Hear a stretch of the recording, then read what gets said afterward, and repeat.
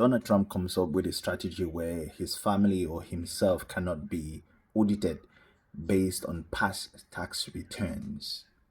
Now, this seems to be something very familiar in the term that, in the sense that this is opening doors to other things that the American culture, the Western culture, doesn't always see it coming. And that is just one of the things we talk about when it comes to these things of shitting hole and all the other things that people can be women and women can be men.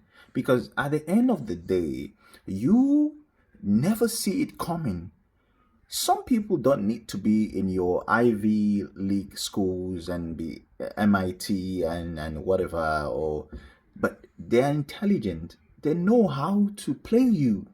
They know what is going to happen in the future. So they play that game, and you haven't made laws, and not you are not even ready to defend yourself and to defend the government for the reasons why they do what they do. So he knows this, and he's playing you because he knows what he did in the past, and he's scared of these things. So he's made a law where you cannot investigate his past tax returns, his family, or anyone else. And this is how he's going to win the game and keep his money and keep being a billionaire, because this is for just not Donald Trump. This is for his friends, his colleagues, his sponsors, and many other people.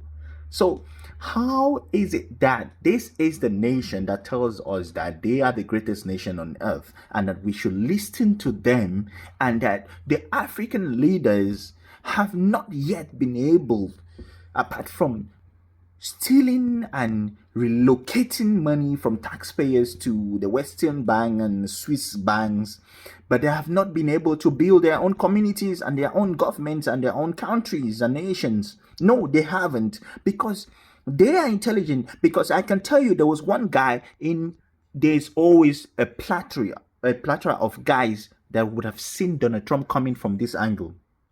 If not even Donald Trump by name, they have seen someone coming from this angle, and we will fight it.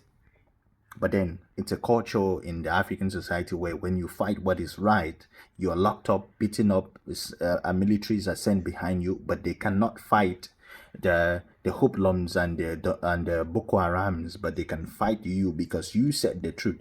So Donald Trump is an example of an African with a white skin. He knows he's an African president. He's an African president. He always knows the loopholes.